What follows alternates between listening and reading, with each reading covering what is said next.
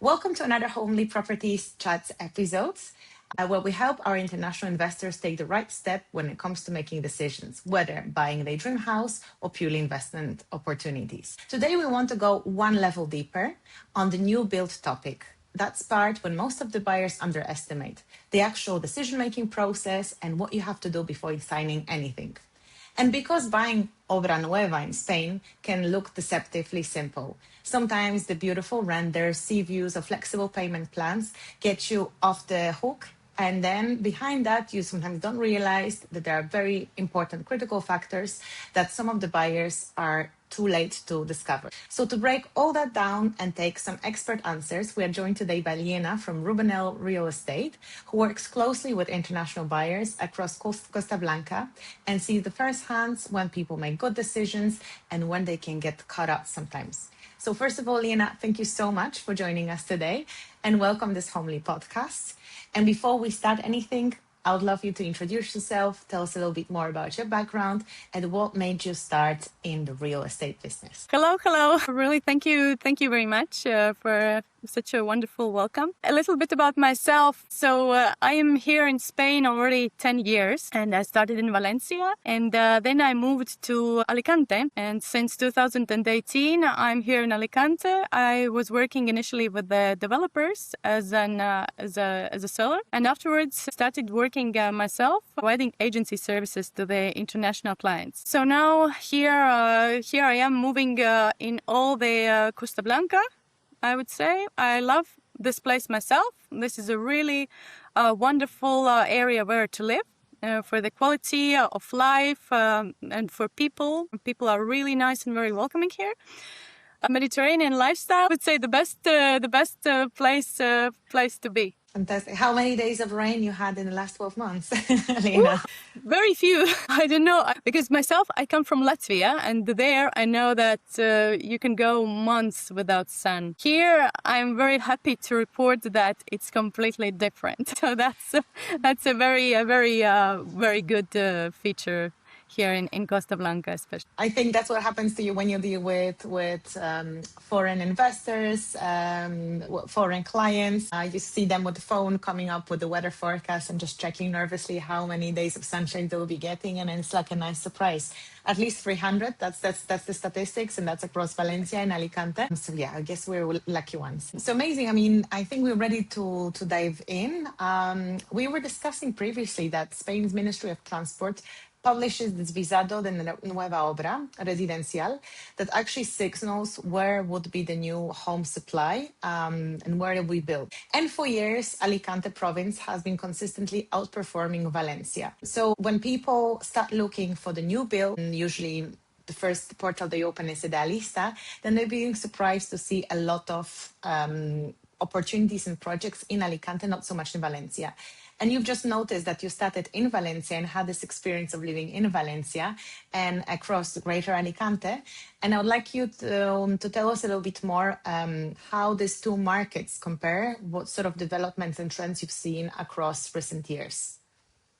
Yes, let's start with the Alicante probably. Here, this market, or the Alicante province, historically has been very well going for the international buyers. So here we have more than 30% are international buyers, and this is a historic trend that has been going year on year all the time like that. Also price-wise, because again, international buyers, second home buyers, they come here with a larger or with a higher spending possibility. So this is why it makes this area very attractive for developers, because it's, of course, it's interesting. The prices can be somewhat higher, and this is why, from my perspective, it goes here very well, because the developers have started and they just continue buying land and doing new projects in this area. As for Valencia, to my mind, it is more like mostly first home developments, because this is for people who live in Valencia. Of course, we know that in Valencia also come more and more foreign buyers and from the United States and Canada and so. But I also know that those people also afterwards go to, for example, Javea to look to buy there, especially if we speak about villas us, because also Javea has a very nice port, and also, of course, Denia has a fantastic marina and a really nice port for yachts. Yeah? So even I know that even Spanish buyers themselves from Valencia, they have their second home in Javea, for example. Yeah? So that's just historically has developed like this. Somehow this area of Alicante really has attracted a lot of investment, second home buyers, foreign buyers. Yeah? So I would see that this is something that has gone quite like this historically, and this trend is continuing also now and this year. So am I correct to say, like based on what you were saying when it comes to this purchasing power and buyer profiles, when you're looking around Alicante coast, you're more likely to be meeting foreign buyers and more of this higher end purchasers, villas and independent buildings? Whereas from your experience, you see Valencia would be, you're more likely to be having local neighbors in the apartments, and then the purchasing power can be sometimes a bit lower. Since I'm now mostly working for Alicante, I would rather to go in detail like this. I would probably be able to speak more about Alicante. What I can say, as for new builds, yes, those are foreign buyers that have higher purchasing power, and we see, especially in the new builds, quite a lot of foreign buyers. This is here the trend.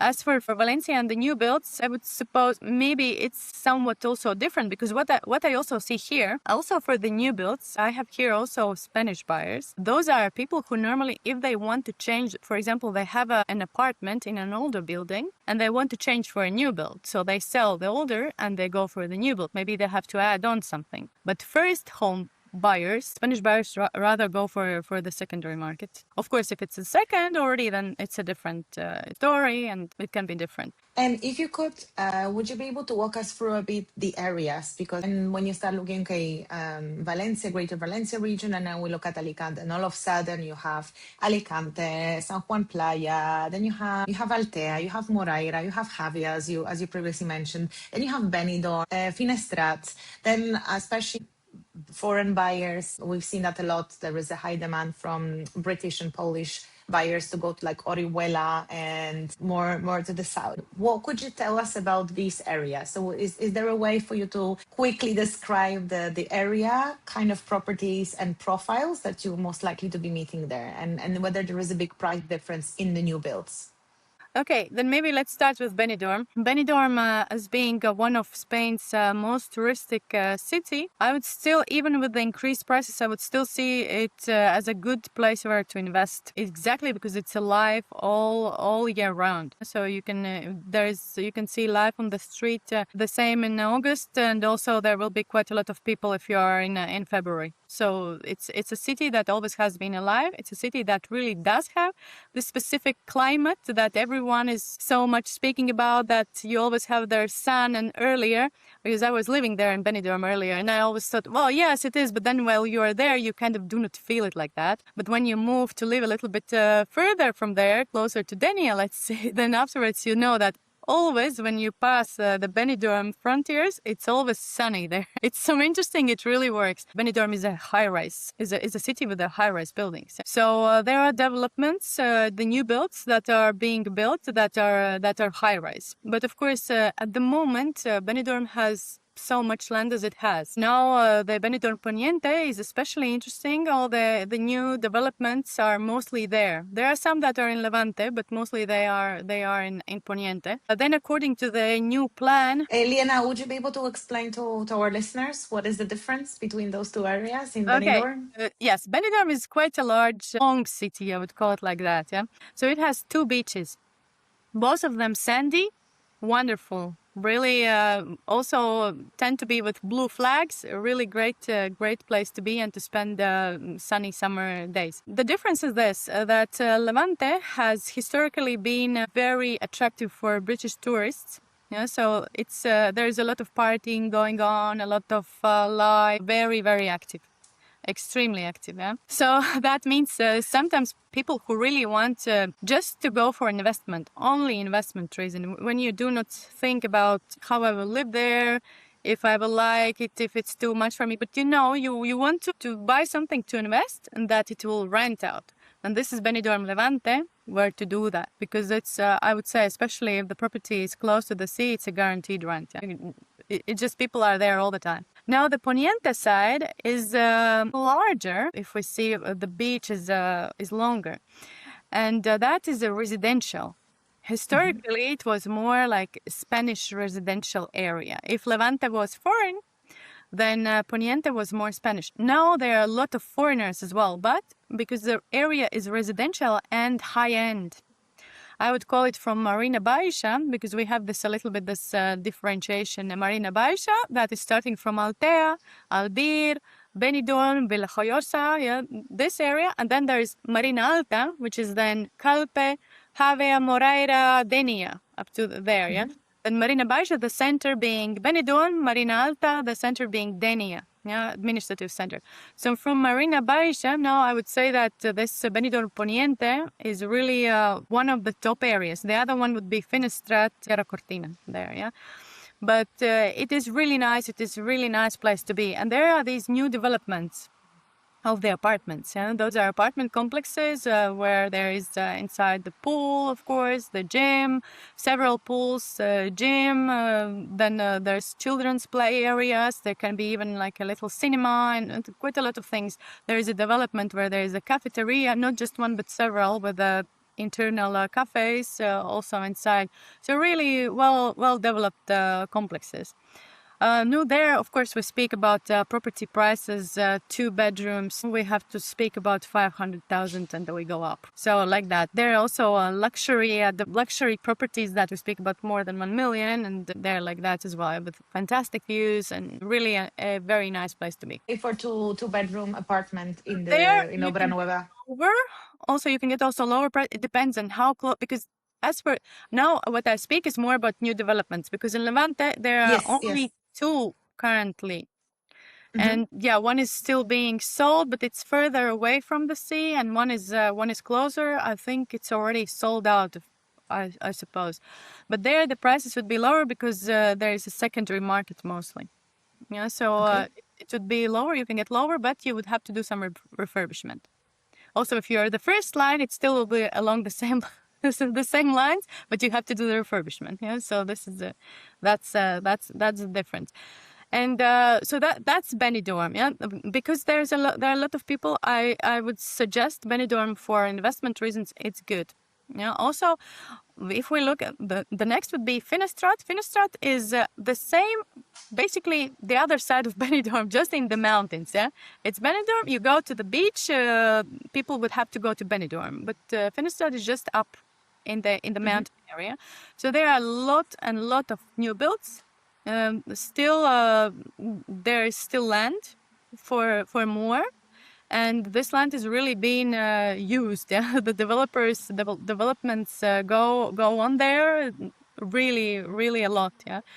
So that is there. We now one new project just comes out, and there for 2 bedrooms, 2 bathrooms. So we speak the starting price 360,000-70,000. Yeah. Okay, and we're talking about an independent house, or this is more like the same that the apartment. Okay, that's the apartment. That will be a complex with again pools inside, outside, with views and everything. It's a really nice place. It's possible to buy there also for a lower price, yeah, but those would be a little bit different kind, not a complex with such a lot of common areas. Yeah, with a little bit lower, yes.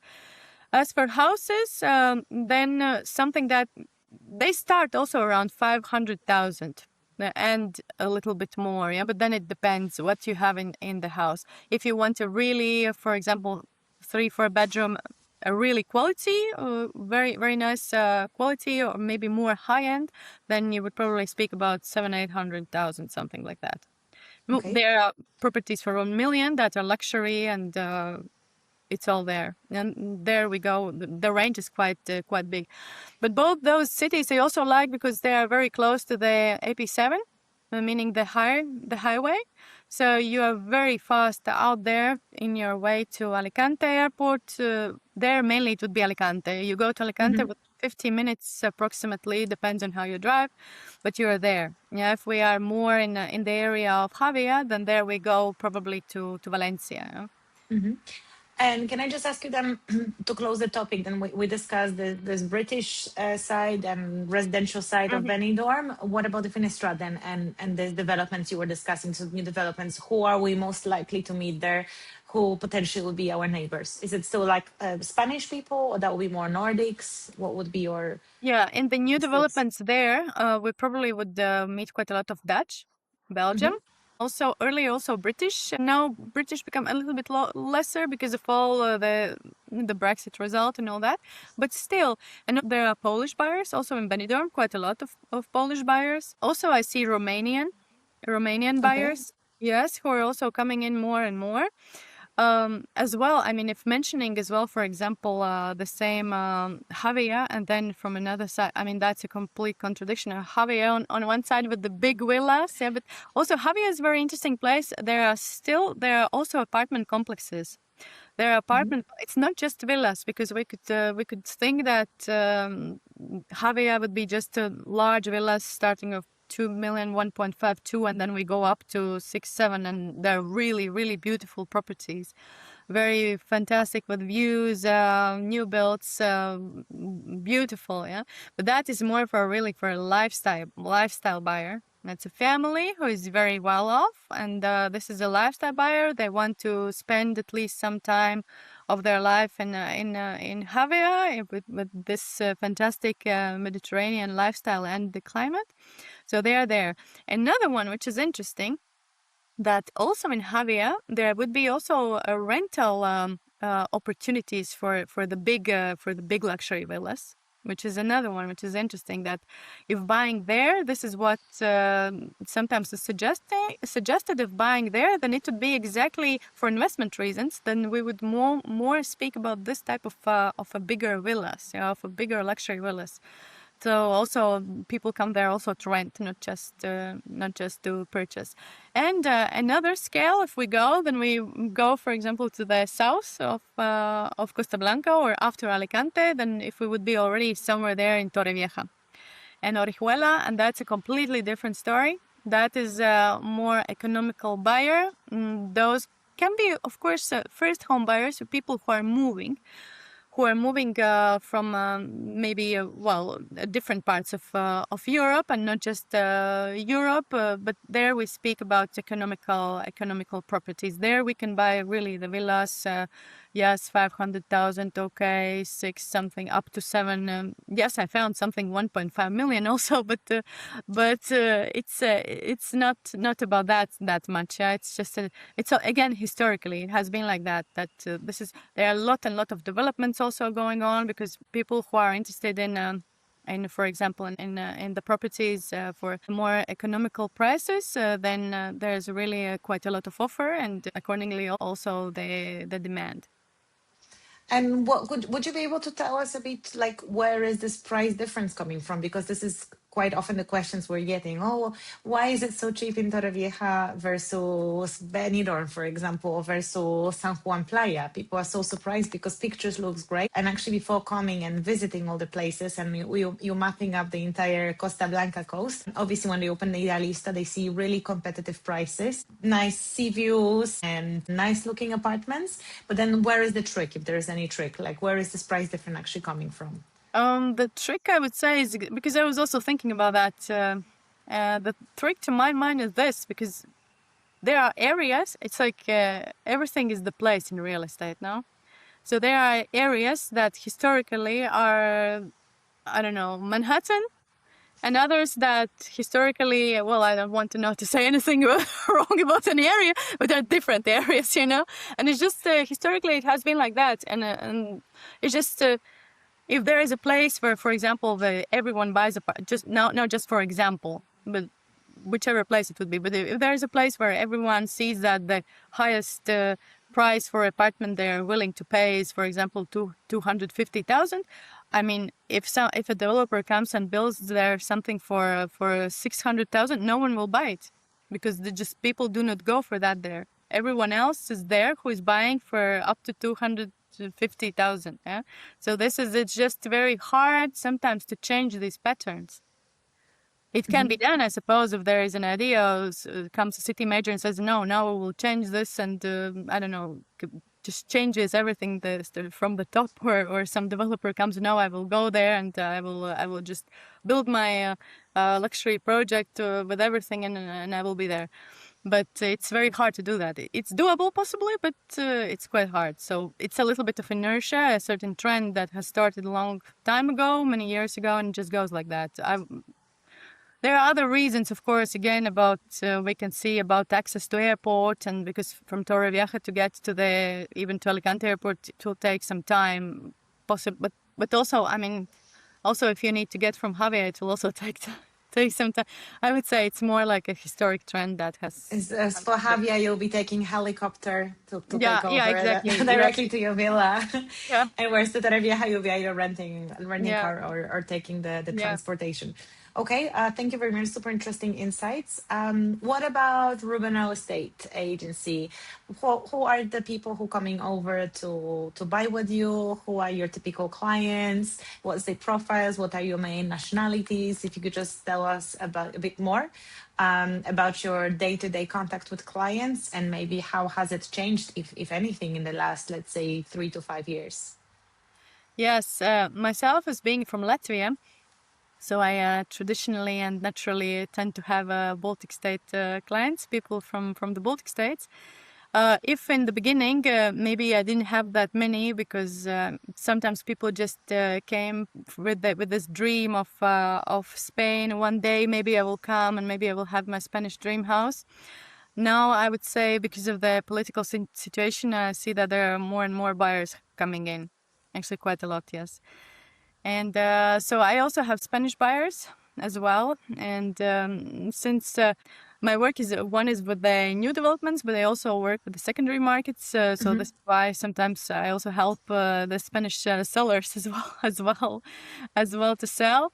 Also, there are British clients, and there are other nationalities, French as well. So I see quite a big range, because here one of the services that we offer here is like the personal shopper. Yeah, it's a person comes and they say, I want this and that, and if necessary, we go until Barcelona also, or down to Marbella or Malaga. Depends on what the client wishes and where we are. Yeah, but yes, mostly it would be here, the Alicante. Even though now I recently started having people who are interested in Valencia as well, who have been living. That's Who have been living here. Foreign buyers who live here already for some time, and they say, oh, maybe also Valencia is something interesting, especially for living. And people sometimes want to change from a smaller city to a bigger city, and I see that especially culture-wise, to my mind, Valencia starts developing quite a lot recently with the new museums and. Oh yeah, Valencia never stops. It's when Yeah. you can really see, you can sense it. Maybe it's less dreamy if you compare. Like there's nothing I would say comparable to Alicante beaches and Calas. Valencia's beaches, it's okay. The coast is nice, but it's definitely not as dreamy. But when it comes to the cultural offering, the dynamics of the market, also transportation, connectivity, that helps a lot. So I think you framed it really well on the market dynamics. So I'm glad we agree on that. I also wanted to ask you, since we're talking about the new build. So when we enter on your website, you have all these like dreamy developments, but do you also work with this off-plan opportunities? So the project that haven't started yet that still offer competitive prices, and if so, would you be able to walk us through the process a little bit? So understanding again what sort of client would be interested in this sort of acquirement, and what are the steps to take, and what to watch out for, just briefly. Yes. This is actually what is the best. This is the best to start when the project is being launched. Yeah, when project is being launched, then is where we get the best price. Because during the life of the project development, from the start, from its launching up to the finish of its construction, the price can be increased approximately by 30%.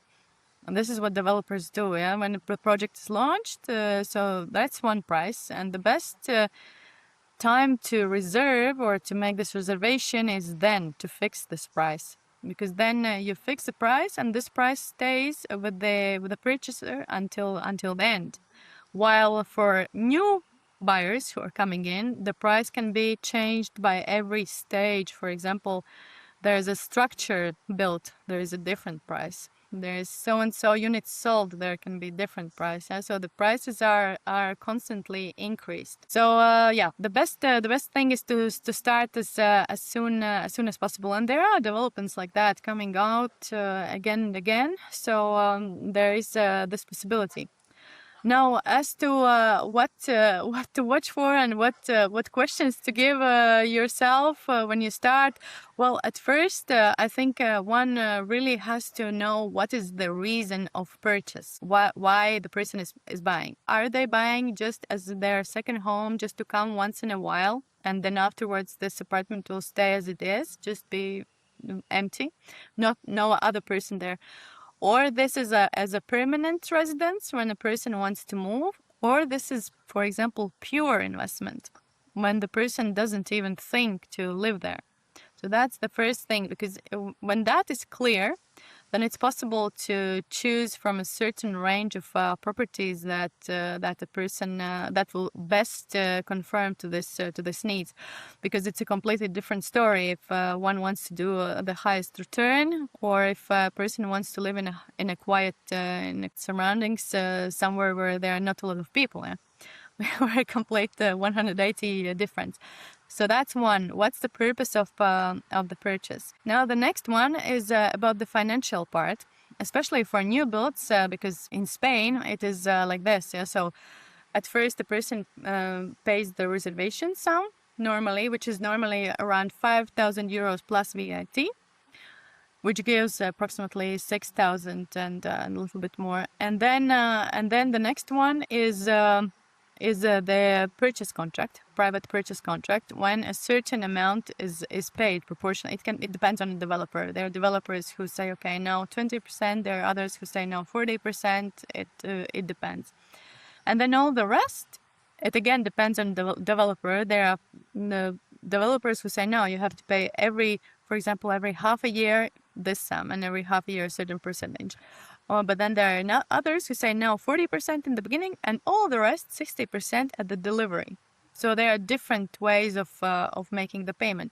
But what happens, especially in the case when developer, for example, says in the beginning, let's say 30-40%, and then all the rest at the end, the person thinks, oh, so nice, I now have this 40%, so I'm now gonna pay it, and the rest, let's hope I will have it. It looks like I will have it, and maybe I will have a mortgage, and we'll see. But it's important really to know what will be there at the end, because the new builds, yes, one can take out mortgage for a new build, but it can only be done, especially if it's a Spanish bank, it can be done if when the project will be already finished. Yeah. So if it's like that, when the project is finished, then there comes an evaluator from a bank, can evaluate the exact property, and then they give a mortgage on that. But if the developer asks to go by these 20%, 20%, 20%, then this buyer will have to pay them until they can get the mortgage. Yeah? So it's a practical issue to know. And then there is a third one that I think is very important if one buys real estate, also if one buys art, that it's important that the person loves this property. So that also is the thing that after all will tell for how long this property will be held. Because if this is very important if buying the first home or also the second home. This is really mine, and I want to come here, and this is wonderful. Yeah. So that's one part. That's to start. Yeah. And then of course what we have to do when we already have decided for example a particular development, then what is important is to see the particular legal matters. And here probably would be good to involve also a legal consultant or a lawyer to check all the bits and pieces of the legal matters. Because when we are there with the development and we like everything, we love it, everything how it's going to be, we have seen the pictures and we have seen the plans, and it's fantastic. And then we have to start to look into, okay, What do we know about this developer? Also, as for the developer, the real estate angel, the real estate agent will help. Because the real estate agents are those who know those developers for years. There are developers who work here for years on years on years. They have a lot of projects, many units. Those are companies that have been on the market 10, 20 years, more than that. They can be local or they can be with a foreign capital and coming from abroad, but everyone knows them. So from the beginning, from the outset, the buyer can feel already comfortable with that. There is a track record. They will be able to go and see their project before, because they're visible on the ground. So it's already something that right away gives the security. This sometimes a little bit makes me feel a little bit sad about the newcomers, because I mean sometimes the builders who are just start, and it seems that and they can have also all the same all the good things, everything is correct, but yes, because of this they don't have because of the lack of references, right? So like you'll be they don't always have this benchmarking reference track record, and it makes more difficult for them. But okay, so one is this. So that's a track record of developer. That's first. Now the second one, that we start looking into a particular project, then it's when it's still on this very start. There's certain documentation that has to be there anyway. Yeah? So one of them is license of the works license, or licencia de obra.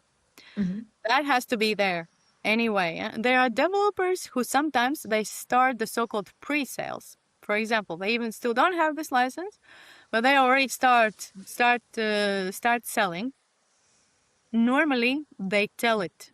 They should be telling, because they say, okay, we are in the process. We are in a very good process, so everything is okay. The documentation is prepared. We have submitted it to the city council, and this is all in process. It's just to launch it faster. For example, for their already existing clients, or maybe for the new, they start saying, okay, we're going to have this project. If you want, you can make the pre-reservation. Sometimes it even happens without money. It's like a blockage, so-called. Not exactly the reservation, but like a blockage. There may be signed some document or not, but like that. But this is very lenient.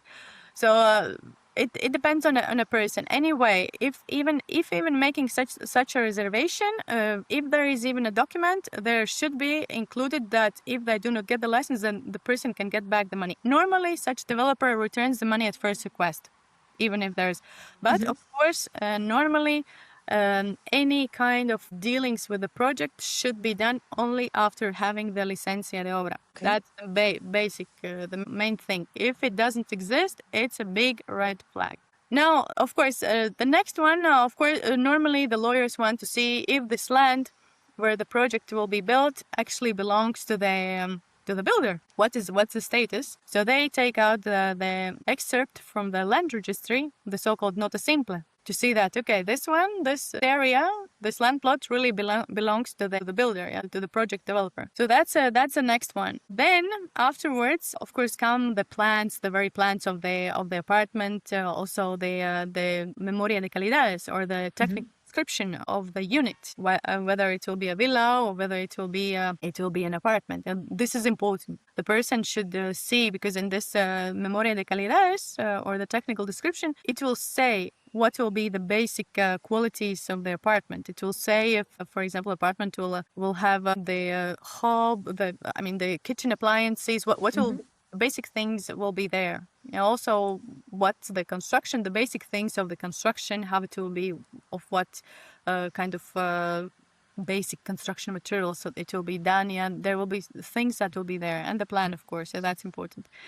Those two things. And then already when some money starts to be paid, and this is a good legal obligation in Spain, that every developer, for every money that is paid, they have to give this bank guarantee or an insurance policy, yeah? One or another. It has to be, it's according to the law. Like this, all the money that a person has paid before it's delivered, it's all guaranteed.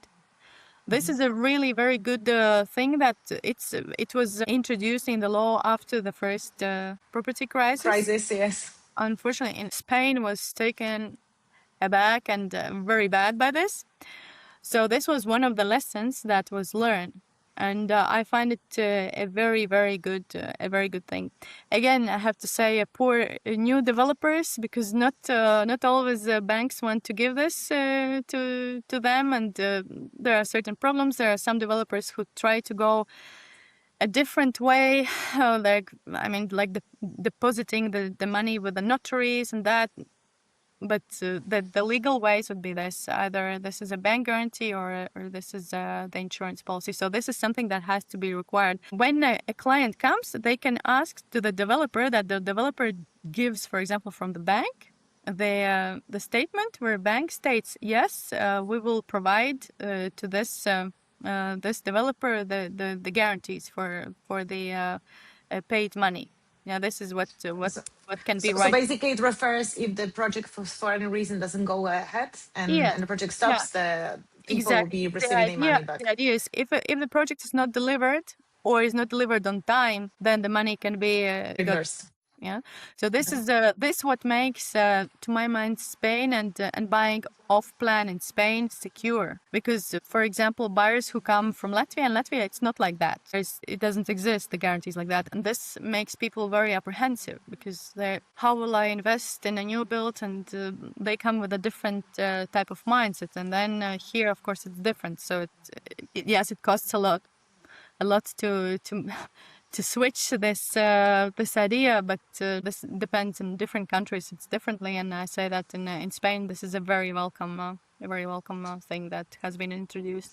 Thank you, Liena. It was a great summary. I just wanted to a little bit recap what you were saying. So whenever looking at the new project, new build and buying off the plan, when seeing the right references of the company that has been on the market and delivered X amount of projects, buyers should be fairly secure that the project will go ahead. And worst case scenario, they would be guaranteed provided. Obviously, that needs to be read in the contract, but then the money will be reimbursed. So basically, they have this safety net when it comes to the new build, because this is one of the main questions we are getting asked. What happens if the project doesn't go ahead? And this looks great on the pictures, but how would it look like in real life? So I think based what you were saying, Costa Blanca, at least, if you're in hand on the right specialist who knows the market, you should be making the right decisions, right? Yes, exactly.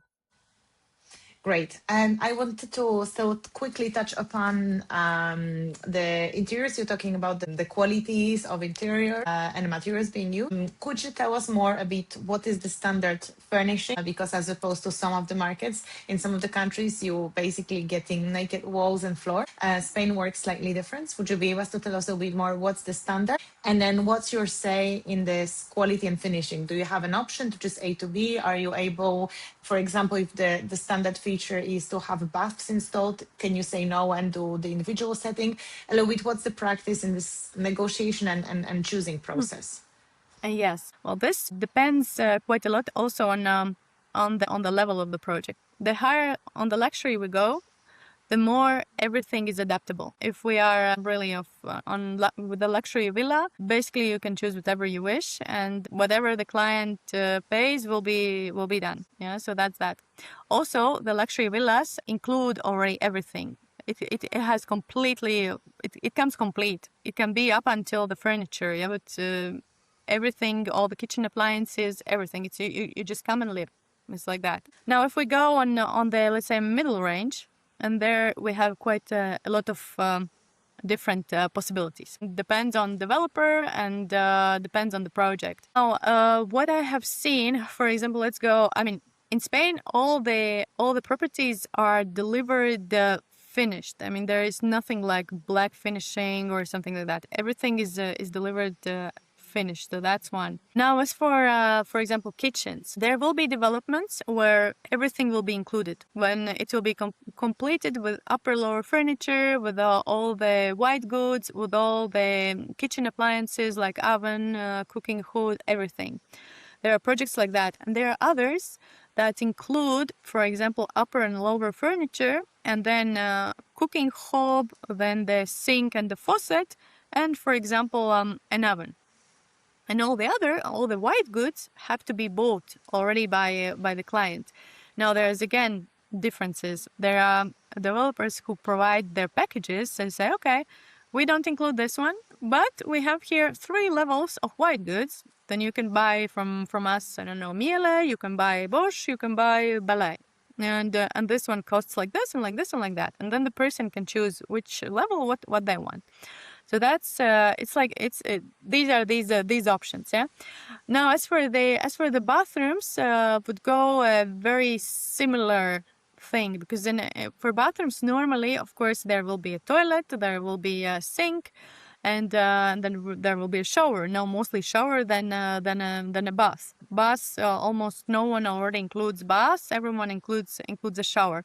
If there is someone who, for example, for children or I want to have a bath. Now, this again, there are developers who will permit if a client happens to be a buyer in an early stage, when the works have not still been started, maybe, and there is a possibility to put a bath at this bathroom, because it also depends. There may be smaller bathrooms and there's just no possibility to put a bath. But if there can be that the developer says, okay, I will do this change in the project, and we will put we will happens. Sometimes clients come and they think, oh, but this is so easy. We just it hasn't still been started. We just put here a bath and here like a shower, and here I put this wall under this wall, no problem.